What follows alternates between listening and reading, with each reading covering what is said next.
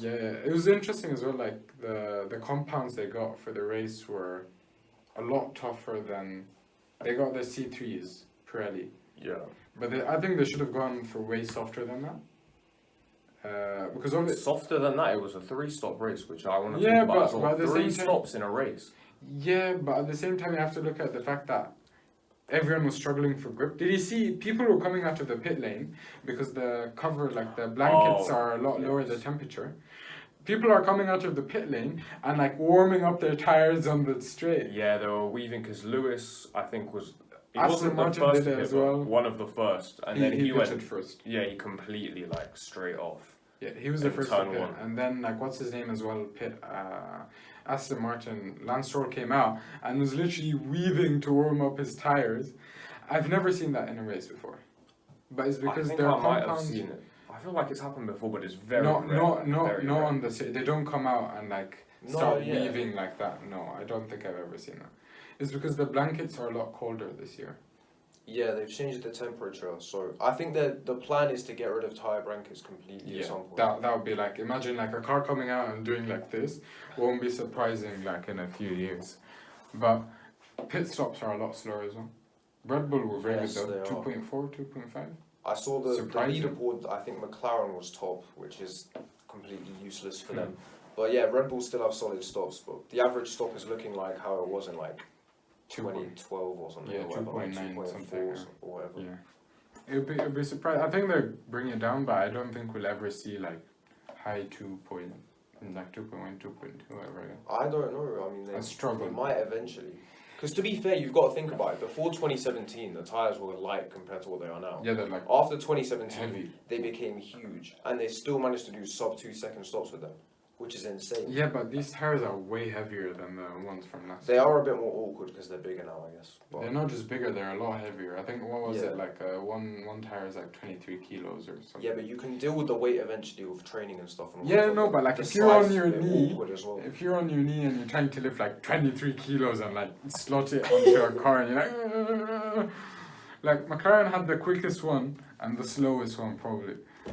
Maybe I Was can it? get Yeah, the McLaren leaderboard. Lando got like the slowest one where the car stayed there for like 5 seconds.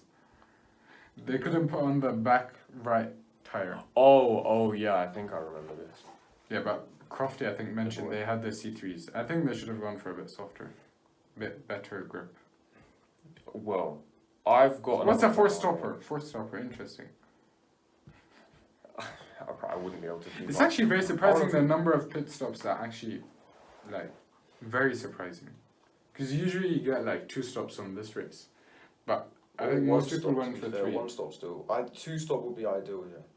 Like last year, Lewis did 1, but this year people did 3. Yeah, 3 was too much. I was so surprised to see them coming in every time. Like it threw me off. I don't But like. I I like don't. it. I think No, I like it. I like it too. But Yeah, I feel because like it's it was a bit more confusing at interesting. first. Yeah, I also like what I found a bit weird is Mercedes, they pitted Lewis for the mediums at the end. Lewis came out. He went from losing a second. He basically wasn't losing a second at that point. I'm not sure if he was gaining time or if he was just like, I think he was gaining that time. Right. And then you think at that point they pit George because no one's behind him and no one's ahead of him, and they kept him for like 5 more laps or so. Why? Pit the guy. Pit the guy, man. What the hell? Surprisingly, Ferrari didn't do anything wrong with their pit stops, which I was very surprised. Yeah. Who was it? Someone said. It might have been a tweet. Someone said like Red Bull constantly pitting was just trying to get Ferrari to do their classic Ferrari thing of completely bottling the strategy and then giving them the win anyway, which was quality, but somehow they didn't do it because before the season, I think a lot of people I spoke to, they trusted that Ferrari would get a good car, but they said I don't trust the Ferrari management to be able to I handle think Carlos they mentioned and that during the Leclerc. thing. Yeah, they said they wouldn't be able to handle the 2 relationship. drivers if they're quick, or they might not have a good strategy, or they might not be able to do certain things. Like there wasn't a lot of faith in the Ferrari team. I think historically speaking, by historically I mean like the last 10 years, they've not been very good. Well, yeah, true, definitely. So it's understandable, but they're back now. Love to see it. Charles actually, if we get onto that, he had Max in his back pocket. Completely. I enjoyed watching them together way more than I ever enjoyed him and Lewis going at it, because with Charles you kind of trust that he's not going to back down. Like Yeah, Lewis will just back down and be like, I'll get him on strategy or this, but Charles will go like, if we're gonna hit each other, we'll hit each other. Yeah, someone tweeted that. I saw it. I actually he was like, really like Max that. knows he's not gonna try all of his like bullshit on Charles, because if he does, he knows Charles will just kill them both as well. Like they're both just not having the answers. But the thing is, I don't think Max was himself today, like, or yesterday or whatever. Like in general, in all aspects, I don't think he was himself. There was the radio stuff. Obviously, I'm not like, he was complaining a lot, but like. But he usually complains a lot. He usually complains a lot, and they do the same thing with Lewis. Like, if someone's winning, they love showing their radio of them complaining a lot, blah, blah. It's like, it's fair enough, I'm not going to read too much into that. His driving, completely baited every time. Like, just goes steaming into turn 1, then gets overtaken into turn 4. See, that's every time. Then, no, wait, I got to keep going with this. He didn't do his classic Max strategy of going down the inside of turn 1 and then just shoving him off the track. That was interesting to not see that this time. Maybe it's because of the new race directors, I don't know. But he wasn't doing that. Then, on top of that, he gave Leclerc the inside line into turn 4 once. Like, normally, Max will completely defend the inside line of his life and then force you to go around the outside, then shove you off the track. Even if he's not shoving you off the track now, he still didn't... Like, he let Leclerc down his inside at one point into turn 4. Like, I don't know if he was giving up or something, but, like... Normally, you would never see him do that. Let's go one by one. What was the first one? Radio stuff. Yes. We can't really say much We're about it. bypassing that, yeah. Yeah, the second one was him doing the same thing. Basically, I think that was surprising because he was also... I don't think he was close enough to try and overtake at any other part of the circuit, like the track. No, but he could have tried to set up the move into turn 4. Like he True. was coming from so far back. See, that was the So surprising thing. far He back. was going from so far back, and obviously Charles would have a much better, like, going, he'd have DRS and he's gonna overtake you. And you do it a few times. That was a bit surprising, because I thought he'd defend a lot harder later on. But with the DRS, after first time, you'd realize that, okay, he's gonna have DRS, the DRS is quite strong here, I can't do it. That was surprising. But the third one, I think we'll connect, was, what was it? The forcing off the track. Oh yeah, so I think that's related to new stewards. Right. I think also Charles, he knows that he can't really do that as much with Charles. Or what, will Because- Charles just leave his car there to get hit into or something? Yeah, you don't see it. Like, Charles was at one point, they were so close, and Charles is moving in, he's not moving out, man. And I like that. Lewis did that once last year that I really enjoyed, was Brazil. He had that mindset of, he was on it. Like, and Lewis said, this year I'm going to be way more aggressive with my driving. Oh, I saw the quote, yeah. And I think we need that. We need Kevin Magnussen, bro. We need some... To be fair, Charles, It's like, you too could clean. tell from the start, like, instantly, he cuts straight across Max and takes the inside line. Because you know you don't leave Max. Like, what Bottas did in Mexico, like, you don't give him What space. Lewis did in Saudi. When was, what? In Saudi in the restart, he went to cover off. Oh, yeah, he was Gave on. Max the... yeah. Oh, bro. That's just That's the thing, embarrassing. you don't give him any space. But yeah, he goes Seven-time straight world across. champion. 8 times should be, but anyway. 7 times. He only has 7 at home. Of course. So, what it It's is, okay, don't cry. the last point, Don't cry. Don't- the inside line. The inside. I think that's surprising because I think he did that at the end. But essentially they did it like 3 times back to back. And Max, by the last time, Max had run out of, like, you can tell after that his tires were gone. Like, he couldn't keep up after that. So it was interesting, like, he was on the newer tires, but at the same time, the way he was attacking, he was just, like, ruining his tires. He ruined his tires way. Yeah, bro, that lock-up as well, like, this is what I mean, he was in his back pocket, like, he went down, got baited into the inside line, and then just locks up into turn 1. Like, just have some patience, man, like, what are you doing? But see, that's the thing, like, he's back to old Max, no. Yeah, there it is. Oh, no, yeah, so it was just after the first set of pit stops, wasn't it? So he was on a new set of softs, and Charles was on a used set of softs. Mm-hmm. and he still couldn't overtake. But it might be the case of like Charles had the benefit still of Ferrari having a much quicker car. They're definitely faster on race pace. Like, interestingly, when I watched the F1 posted side by side of their qualifying laps, Verstappen had it completely for the entire lap. He was faster. He was a bit slower in the middle sector, to be fair, but like he had pole up until the last corner, and then that 10th gap that you saw that Charles got pole by, that was all in the last corner. So realistically, you should have had pole. But I do think like the Ferrari He would have has the overtaken. faster. He has the faster car. But they would have screwed up strategy because Ferrari. But it is interesting how powerful the undercut was. Yeah, definitely. Because this could spell like obviously for a track like other tracks, it would be very interesting to see like high speed ones. What we can see obviously tracks high degradation as well. You get multiple kind of pit stops. It'd be very interesting to kind of see what's gonna happen. I'm very interested for Saudi. I'm very interested to see these cars in Saudi because that track is beautiful, man. I know I criticized it and I still criticize the safety aspect, but the track is beautiful. Full-on obsession with it. It's so, but I think the way if they change the way they film it, I think everyone would love it.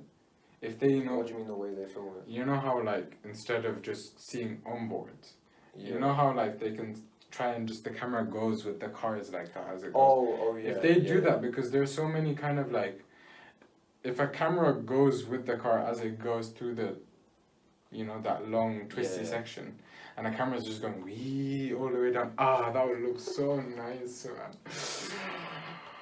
That would actually be amazing, I'm trying to imagine it now. To be fair, it would be very nice.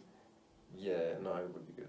Because it's a very very quick part of the track. It's very interesting because I actually think they can go probably a bit quicker down that side with the ground effect and stuff because they're going very quickly down that sector. Yeah. So they can probably gain a bit of time down there. We weren't very far off last year's pace. I think in terms of qualifying or like a second or two off. Would they? Oh, I guess to be fair, it would be less drag, wouldn't it? Yeah. Like over the top. So if they're doing, yeah, no, that's a good point actually. Yeah.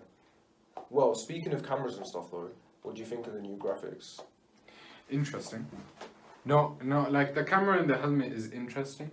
I think it makes you appreciate. I love that. I think it makes people like who say, I can drive a Formula 1 car, think about it again and be like, you can't drive a Formula 1. But the graphics are a bit. I actually prefer the older ones a lot.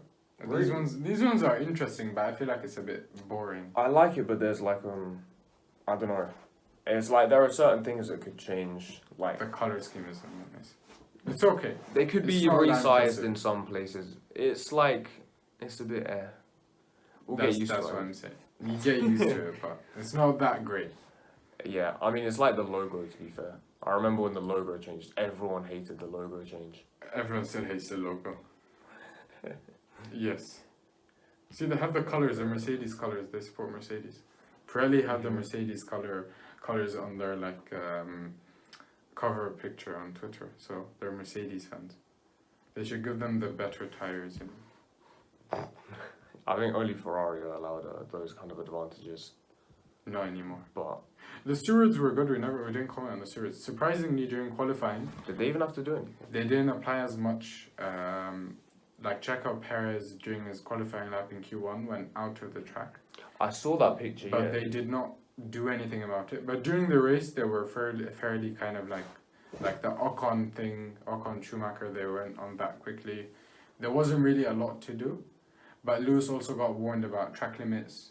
I think they can learn from like the Q1 incident. I think definitely Checo's time had to be cancelled. I think someone else also was outside the track. I got PTSD from the safety car.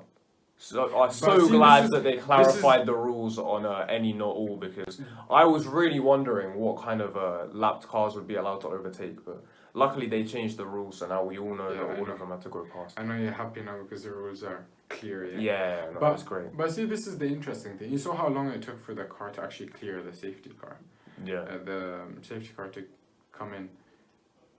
And you saw how long it took for the cars to overtake and all of that. It took like what, 10 laps? It took ages, yeah, and the car was right by an exit road as well. Like there was an opening by the barrier right next to it. So you talk about like what happened in Abu Dhabi. I think it just highlights. They said it was human error, but I think they still tried to protect Michael Massey. Definitely, yeah, they But wouldn't I think fully admit it, but they said human error was involved, and then human error champion was trending on Twitter, which was great. Yeah, I think it was way worse than they made it out. Definitely, yeah, they were definitely like, ideally in their heads they would have just moved on, which is why that they've made the report come out alongside the race, because they just hoped that it would get smothered with all the other news stories that come out after the race, which kind of worked to be fair, but I don't know, it's just it's just so dodgy. Verstappen's like, we don't need to see the full report. No, we need to see. I think I don't actually believe that. I think we need to see that because as fans we need to know where they, like, what are they going to do to prevent this from ever happening again. To be fair, all they've done has prevented it from ever happening again. But they're just too afraid to admit that it was wrong in the first place. Yeah. I think what they've done though with the VAR kind of system, that's interesting. Having like people review the decisions, that will be fairly interesting to see how it works. It's all interesting and it's all great theories, but it's all hiding the fact that at the end of the day, the FIA are afraid of their own mistake and they wouldn't admit that. And even if it was Massey's mistake or whoever's mistake it was, the stewards after the race looked into it, all 3 of them, 5 of them, however many there were, and they said, no, we don't see anything wrong, nothing happened wrong here. Leave it. It was more the case of they didn't want to overturn the. That's what I mean. Out of pure embarrassment and pride, they wouldn't do it. If it was any other race, I think the Lewis would have won completely. Yeah. But I think based on just that race, he wasn't going to win. Which is why they're trying to hide it so much. Like. Exactly. But I think it's interesting to see as well. Like they're going so far to not protect Massey but protect themselves because the way in which it happened. Like, we're talking about Stefano Domenicali and him saying, like, oh, we wanted to go to the last lap of the last race and we wanted to be competitive and stuff. And I think that's why they're going so far to protect it, because there is that sense of, was it all orchestrated? No, not in the sense that they made Latifi crash, but they used that incident to choose who won the championship because they needed it to go down to the last lap. Do you know what I mean? Yeah, that's why I actually really dislike the last few episodes of Drive to Survive because you're like, it builds up to a point where you're like, if a safety car had happened, the cars overlapped and Max won on pace, no one would have said anything. In fact, I'd say like, great end to a great season. But the way in which they did it was just like, that's why I was saying red flag the session. If they'd red flagged it, restarted again, you get some sort of, I don't know. I don't think it should be red flag. Okay, yeah, I was going to say But I'm saying if, for instance, they've done that for the racing, fair enough. They can say, like, we want to keep everyone safe and stuff, so we'll red flag the session. Just for context, there are more red flags in the last season than, like, all seasons before combined. I love the red flag, yeah. But it would have been, like, if you're doing it for the show, that would have been way better than to do what they did. True. And interestingly, actually, I saw an interview with Stefano Domenicali and Martin Brundle just before the report was meant to come out. And he asked, like, do we need to regain the fans' trust after what happened in Abu Dhabi? Like, how important would this FIA report be? And he said, I just had a meeting with loads of the promoters and stuff, and they said, we're selling out tickets everywhere. Clearly, we still have the trust of the fans. Which is such a stupid answer. And honestly, the entire interview was horrendous PR. Like, he was just constantly avoiding questions, saying, like, boring standard stuff. So, it was awful on his part. Like, Martin Brundle asked some good questions, but he just spent the entire time avoiding it and saying, like, dumb answers. I don't think the fans have forgiven what has happened. I think it's more along the lines of, there are way more, like, a lot of new fans coming in. Yeah, exactly. And they don't care maybe as much about it. So, like, I think for us, people who've watched F1 for a long time, most of the community has watched F1 for a long time. I think most of the community is upset. But there is way more attraction for F1 in kind of mainstream culture now, or mainstream media, or whatever. Yeah, the casual fans are always the loudest ones. Exactly. They're coming in way more. Like, I know a lot of people who've never watched F1 who are calling me and like, let's chat about the race. Are you watching it this week and all of that? And like, they're going to races and stuff. but they've never watched F1 that much. So they're the people who are actually going to the races, not the kind of, the big F1 fans. I think they're still kind of, they were the ones who were waiting for the report because they were like, we need to know what's going to happen. Yeah. We need faith restored in everything.